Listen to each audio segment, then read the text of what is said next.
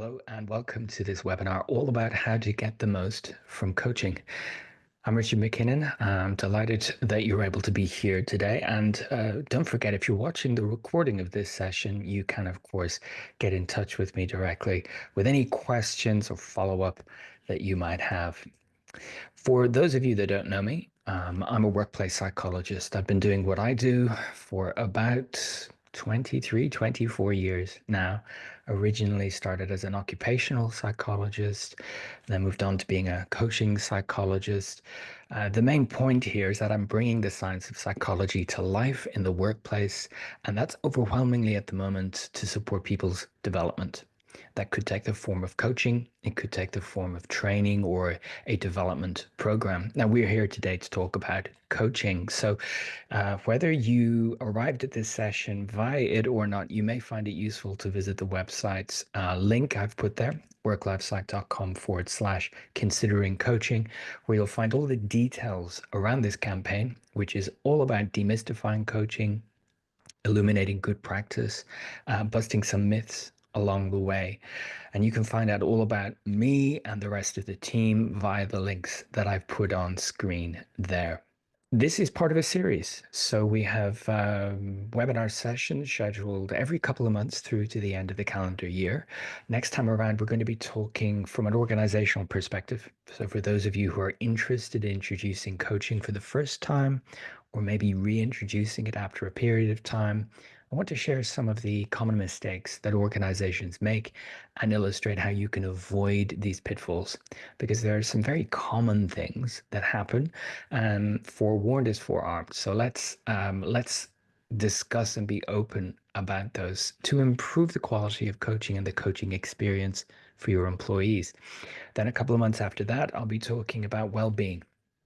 Now, you may not think of well-being when you think of coaching, but health-based coaching is a big undertaking. It's getting more and more common, and yet not all of it is going to be positive, effective, or even ethical. So I want to talk about how coaching psychology can boost individuals' well-being at work. And then the following session will take a similar view, but looking at how coaching psychology can improve productivity, by defining productivity effectively, looking at it through the lens of sustainability, and ensuring that what's done can continue to be done. And then we're going to wrap up this series at the end of the year by asking, well, what about life after coaching? How can you end a coaching program on a positive, and how can you continue your developmental journey outside of working with a coach? That's the program. All of the details around these are available on the website, worklifepsych.com/considering coaching. Today, we're going to talk about how to get the best out of your own coaching experience. Quick point, I've got the chat turned on, so if you have questions or comments at any time, you can drop it into the webinar chat. Feel free to just test that along the way by saying hello or letting me know where you're dialing in from. So what are we going to cover today? I want to start by talking about what coaching actually is. Despite having been a practicing coaching psychologist for years and years, I find myself having the same conversation a lot, which is, well, what is this thing you call coaching? And I also find it useful to define it by comparing it to things it's not, but are maybe similar. We're going to spend some time on that. And then the lion's share of our time, I want to spend on the things that we can do to ensure that our experience of coaching is as effective as possible. Now, coaching is an investment, for you, for your organization, for your team, whoever is involved in the coaching. They're investing their time and their effort, and not least of which they're making a financial investment. My job, as I see it, is to help you recoup that investment to get a really good result. And because it's a partnership, it is a team effort. I'll do my bit, but I want to flag the things that coachees can do to help them get a good experience. And then highlight some of the things that we know go wrong in coaching. And rather than address them after the fact, I like to talk about them up front to help my clients avoid them. And then we'll wrap up with a little bit about how we can help and what I'm going to share with you after this session. Because the session's being recorded, I'm going to make the video available alongside the slides and some other references. As we go through, I'll be pointing to other sources of information, other documents, other podcast episodes and blog posts, and I'll share that all after today. So let's start. What is coaching? There are any number of competing academic definitions of this. The way I like to bring it to life for my clients is to talk about helping people move from feeling stuck to being unstuck. That can take different forms. It could be stuck in a pattern of behavior. It could be stuck in terms of decisions. It could be stuck where they are in their career. It could be stuck in terms of a way of relating to work that doesn't help them, a way of relating to other people that doesn't help them. So when we're feeling stuck, working with someone else to get unstuck and see the options that we have, to explore all of the alternatives that we have, and then to choose intentionally the changes we're going to make and engage in that change process. Stuck to unstuck. It is both as simple and as complex as that. I've got this list on screen here on the slide. These are all the different ways, not all, a selection of the different ways that we can bring coaching to life. It could be the focus is on well-being, helping individuals better cope with the demands that come their way, ensuring that the coping strategies that they use are sustainable, rather than relying on quick fixes or things that simply make us feel better for the moment, instead engaging in coping strategies that can be done forever and won't detract from our well-being. Think of the difference between relying on food and drink to help you cheer up versus taking intentional action to improve your situation. It could also be to acquire new skills and new behaviors to improve well-being, to overcome challenges and blockages, to get reconnected with your values to help you make those well-being related changes. Productivity is another one of the big topics that we work with at Work Life Psych. Here, it could be helping the individual to overcome their habit of procrastination.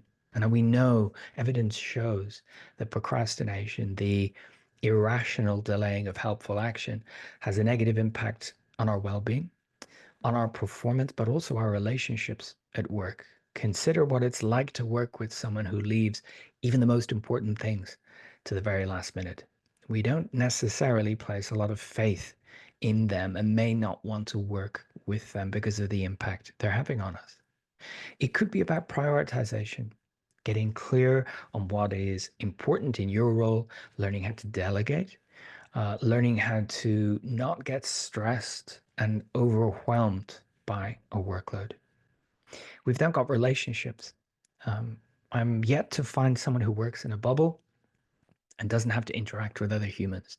And when we do, we can get all of the good stuff that comes with that. But we also know that relationships can be difficult. And it could be a reporting line relationship, it could be a peer, it could be a boss. All of these relationships are important. So how do we navigate them intentionally? How do we overcome challenges and setbacks in our relationships? How do we improve the quality of our relationships? This could be everything from learning how to give feedback, to overcome the discomfort of speaking up and speaking out, or putting yourself out there to network and improve the number of relationships and the connection you have with other humans. This drive for connection is really important to us. It varies from person to person, but we all need connection with others. And when we don't have a sufficient quality of interpersonal connection, we feel lonely. And that loneliness has very negative uh, effects on our well-being and our performance and our relationships. So maybe you can begin to see how these topics are often linked and how the topic that might be brought to coaching is where we start, but we might change as we go on our journey together.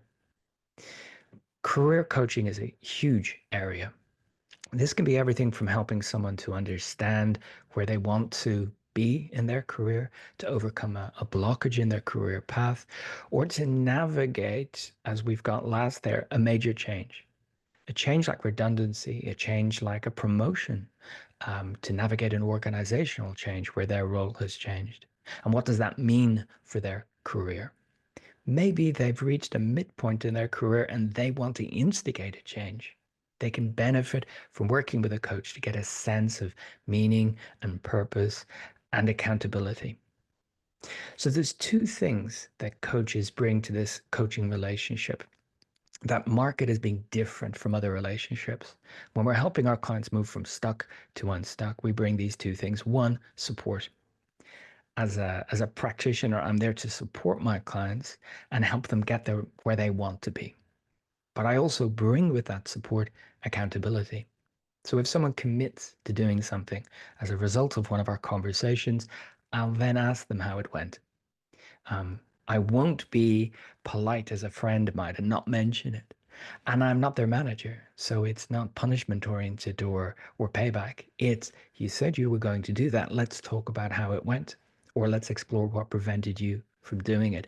And that combination of support and accountability makes all the difference in helping people take action that's going to benefit them.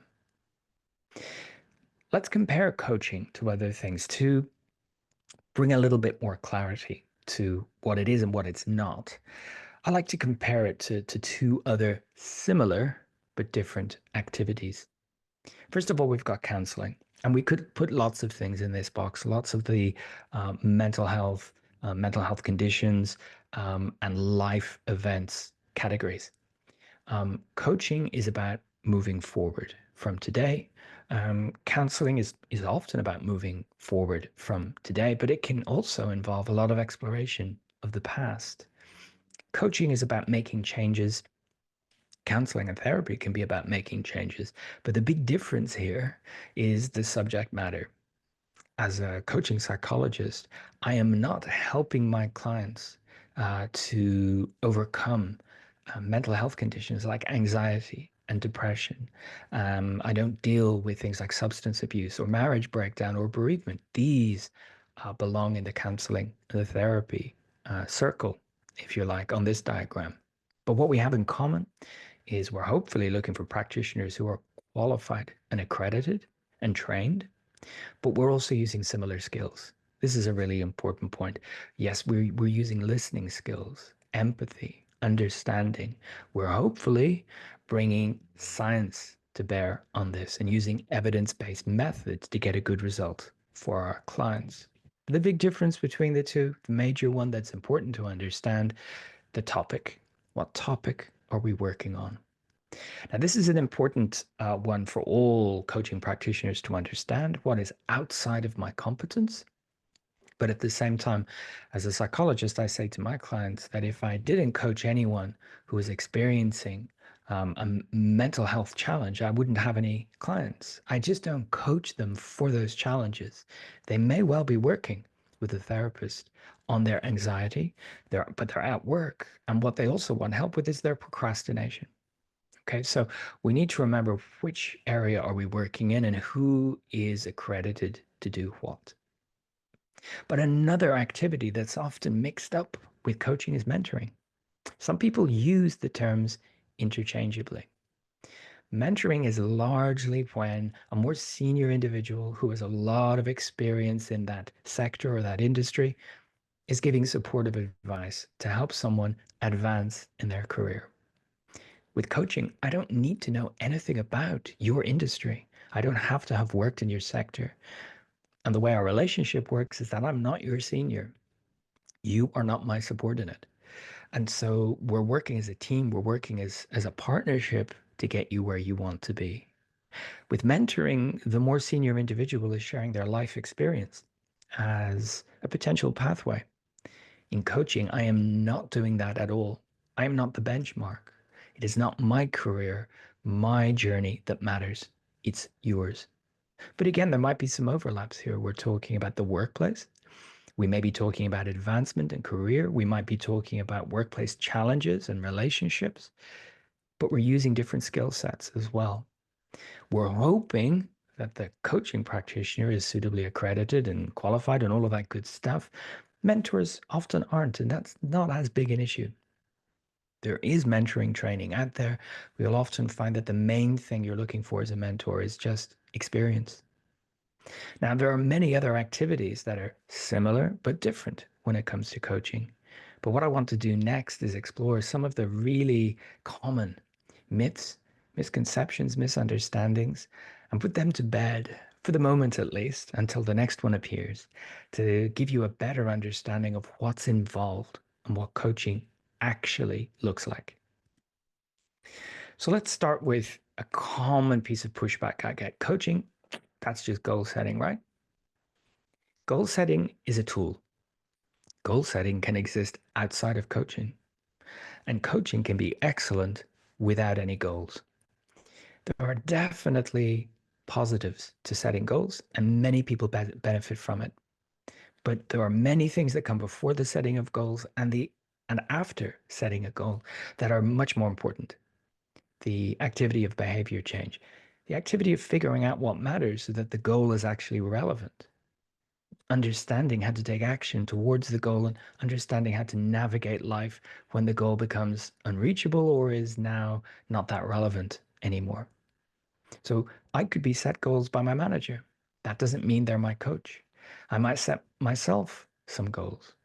My coach might work with me to help identify some goals for me, but they're not the same. And coaching goes far beyond the setting of goals if they're even used.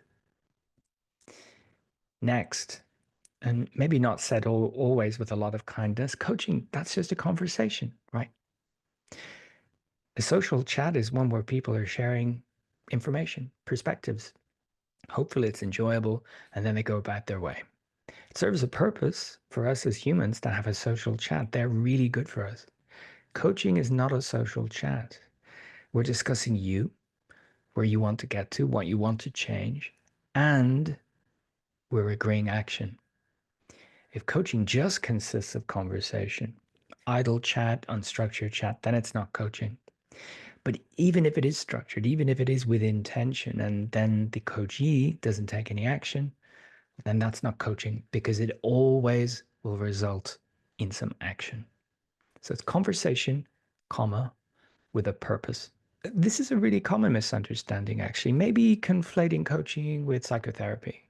Coaching, well, that goes on forever. I haven't got time for that.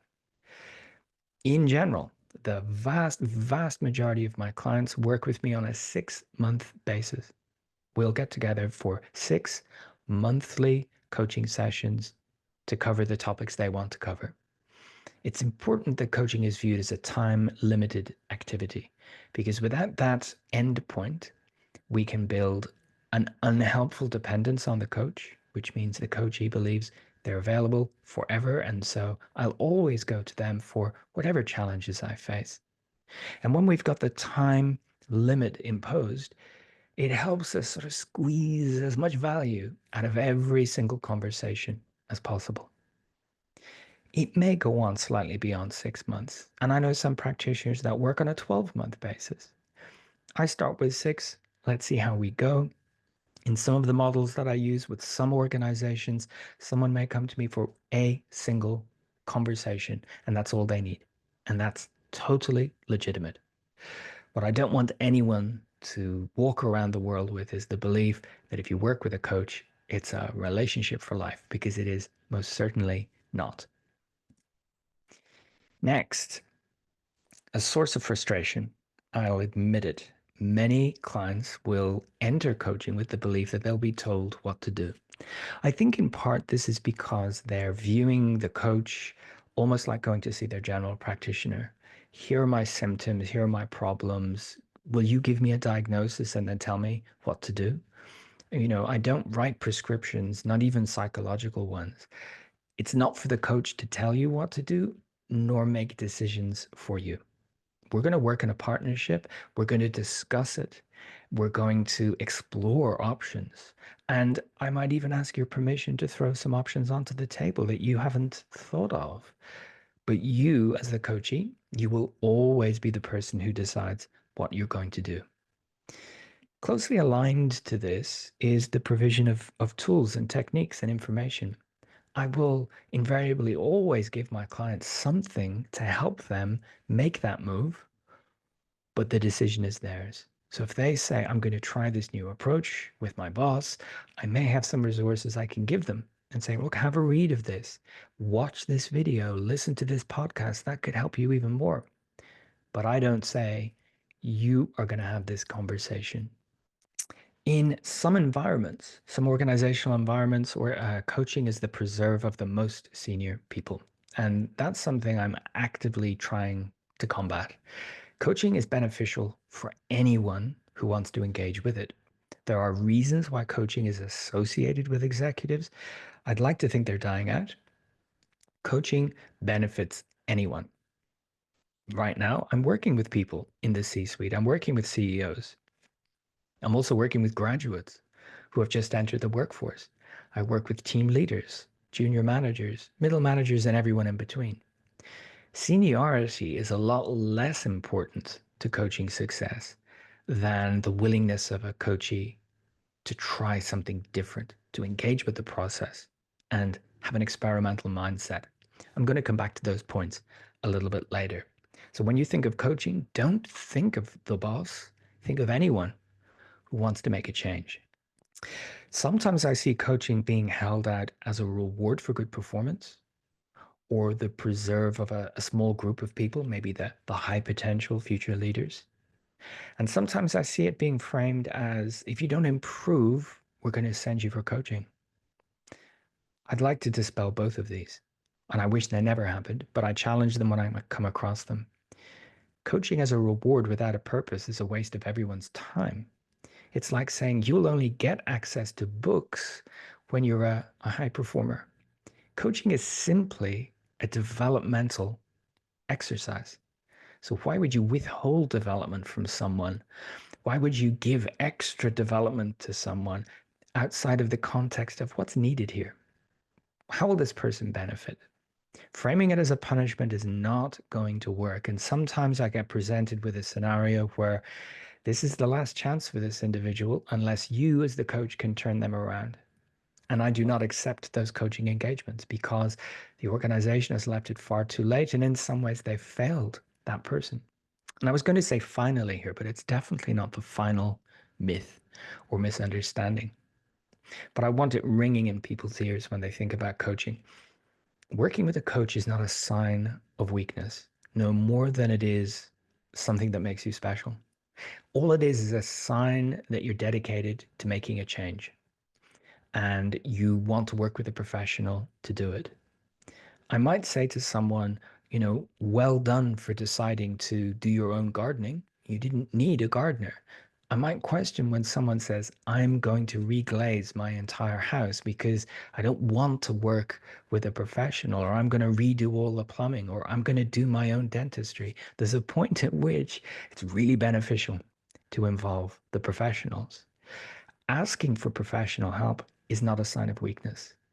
It can come after someone has tried multiple times to make a change, or they've encountered challenges, the same challenge, multiple times. And then they say, maybe someone else could help me with this. If anything, I would say for lots of people, it's a sign of being brave and doing something new.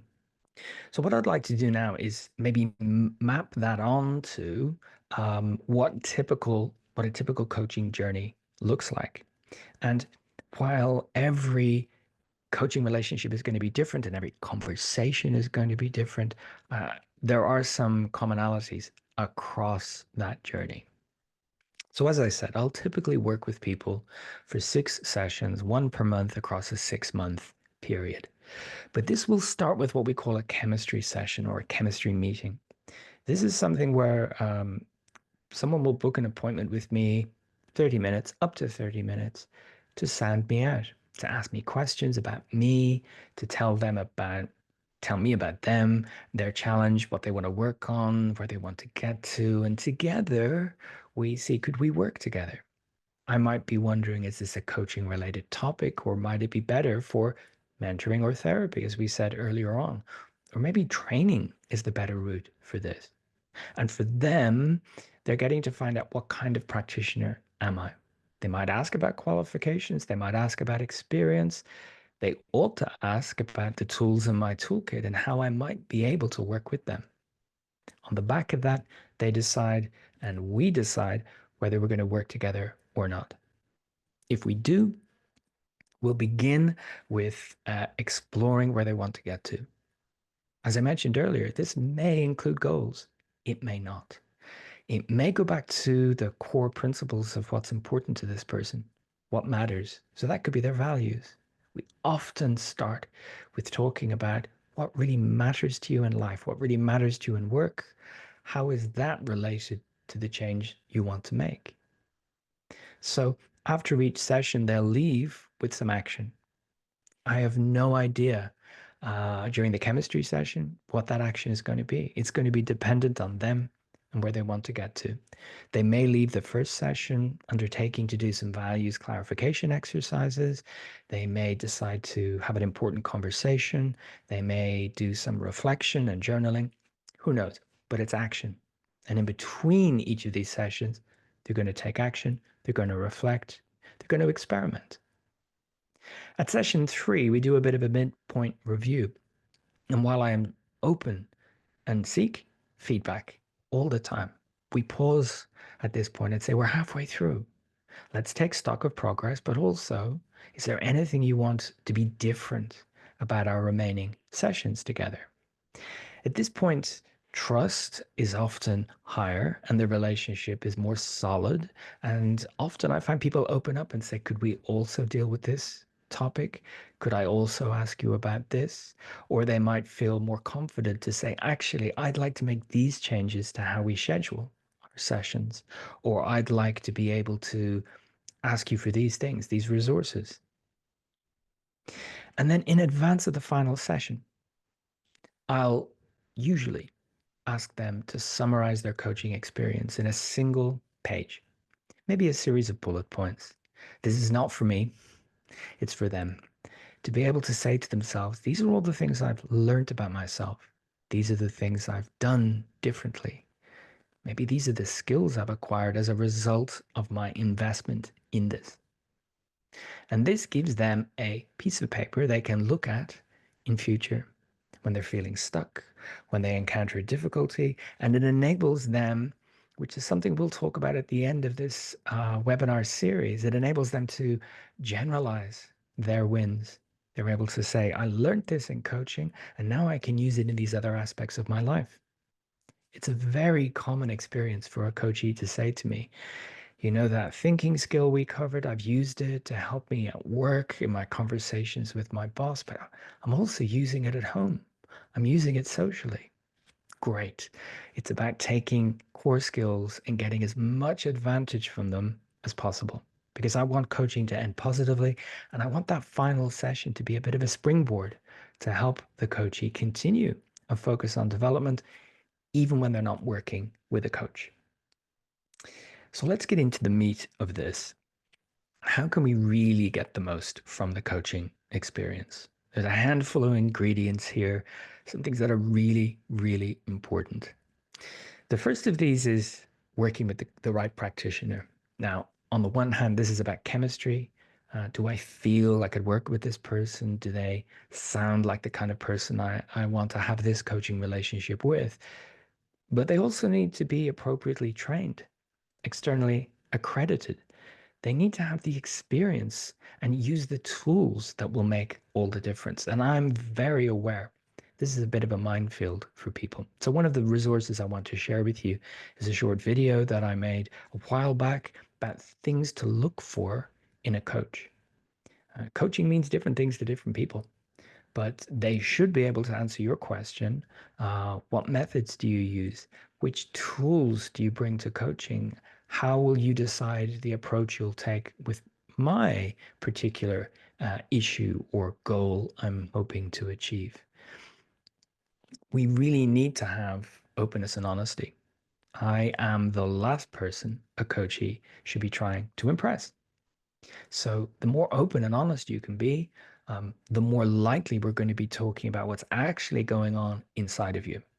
Your thoughts, your emotions, your reflections, your plans, your memories, all of this. is really, really important.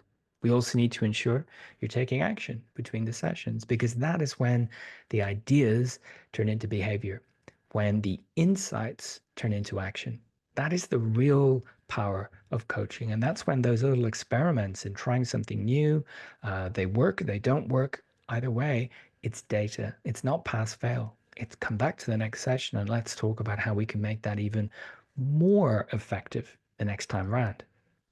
Coaches benefit when they have fundamentally a willingness to try something new, a willingness to maybe admit that what they've been trying up till now isn't working for them, an openness and a willingness to maybe drop some of the things that they've held as useful or even sacred or even must up till this point, and to be open to adopting a new approach. And I've used this phrase already, right? The experimental mindset. All that means is that you leave the session open to conducting small experiments rather than saying, this is a sure thing. It's definitely going to work or it will be a success every time. It's, I'm going to try this to see what happens. And viewing these things as experiments helps us step away from fear of failure because when it's an experiment, there is no failure. There's just data. And finally, engaging in ongoing reflection. This is very important.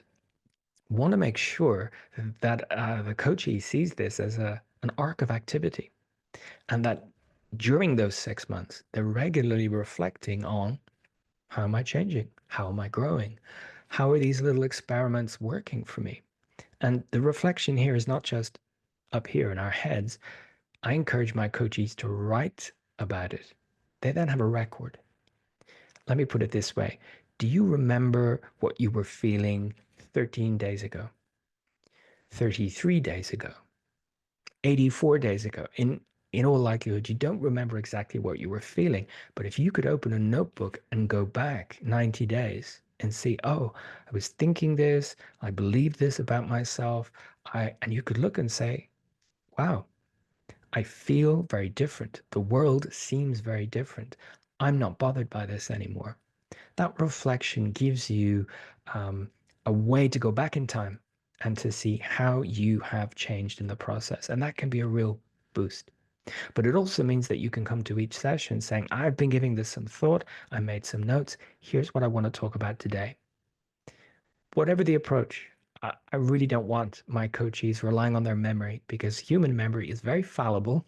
And there's nothing worse than turning up to a session saying there was something I wanted to talk about, but I can't remember what it is. Let's turn then to the flip side of some of this to really emphasize these are the things that we don't want to see happening. Last minute action, or what I sometimes call Sunday night homework. This is when someone is committed to doing something, and the day or two before the next session, they realize I haven't done anything, so I'm going to try and compress a whole month's experimentation into a day. And lo and behold, it doesn't work well, but they're able to say I did something. I would much rather the day after a coaching session, someone said, you know what, I don't think I'm going to be able to do anything for these reasons. And so maybe we'll push the next session a little bit further into the future. Last minute action is hurried, rushed, inauthentic action. We want it to be authentic. So try and do a tiny bit every day rather than compress all of that into a single day at the end of those 30 days. I don't want to repeat those ingredients too much, but a lack of openness and honesty is a major hindrance to making progress. So being open with your coach means open about your doubts, your fears, what you're really hoping to get from this, and not aligning with societal expectations. I'm waving at the window here. Societal expectations, what you think other people might want of you, but rather what you want. I encounter this all the time when we're clarifying values. People might say, well, I should have this as one of my values, right? Not if it's not authentically important to you. So therefore, don't try and impress me with agreeing or giving me compliments. Instead, let's be honest, let's be open, let's talk about the difficult stuff because that's what we're here to do. I will always ask a client if they haven't asked any questions, why they haven't asked any questions. Um, it's really important if there's something that's not totally understood that you ask about it before leaving the session. Of course, you can ask about it in between sessions. Of course, you can follow up and get clarity. And that is the case sometimes. Someone will look at their notes and say, I can't remember what that means. But don't style it out. Don't pretend that you understand when you don't, because again, that's inauthentic and it's not going to work. I emphasize the benefits of reflection. We want that to be meaningful with some time and some effort put behind it. It includes the difficult stuff, the uncomfortable stuff, as well as the wins. It's not enough to simply track how many times you did the thing. How many conversations did I have? How many tasks did I achieve? But rather, how did I feel about that? How did I really speak to myself about that? What did my self talk sound like? And how is that evolving over time? The ideal here is at the end of a coaching program, the client has a great record of their experience that they can look back on and learn from again in the future. This final point here about meetings is one that I counter by saying it's an arc of activity. Imagine it's a program you're involved in rather than 6 separate meetings. Why is it a problem to view it as meetings? Because as soon as the meeting's over, you go back to how things were until the next meeting. It's like you've just got this little bubble in time where you're working with a coach, but for the rest of the time, you're not. So I encourage my coachees to view themselves as in coaching or on a coaching program for those 6 months so that whenever they're reflecting, whenever they're talking about their development, whenever they're learning, they're doing it through the lens of this coaching. And they're seeing it as a process rather than a series of disconnected meetings. I just want to pause here for a moment and talk about one particular evidence-based method that I've spoken around here, but haven't named it yet. This is the model of coaching that we use at Work Life Psych. That is the most evidence-based model I've encountered yet. And we know it works because there are decades of research supporting its efficacy. Acceptance and commitment coaching was and still is originally known as acceptance and commitment therapy. It's a therapeutic method that's been translated for the workplace. Now, it's also used in education and social work, but it's a great fit for coaching, and the evidence demonstrates it really works. I'll share a link in my follow-up notes to describe this, but when we practice this and when when the coachee develops the skills from this model, they develop what we call psychological flexibility. And what that enables them to do is work towards their goals, feel better job satisfaction, and it also improves well-being because we know what matters to us, and then we do more of that. We think less about our self-talk. We don't let fear or discomfort hold us back. We do more of that important stuff. And that is really what coaching is all about. So I'll share a link that explains that in a lot more detail in the follow-up. Let me close and then obviously some time for questions to describe what it is that we can do for individuals and organizations. We're able to help organizations understand how they can introduce it in the first place. Next session, next webinar is going to be all about that. We can obviously provide coaching, but we can also train and supervise managers to be internal coaches within the organization. When coaching is ongoing or it's maybe just a trial, we can evaluate it to see how well it's going. And we can provide training at any level, from introductory, how to have a coaching style conversation, all the way through to master classes to enable your internal coaches to be as evidence-based and as skillful as possible.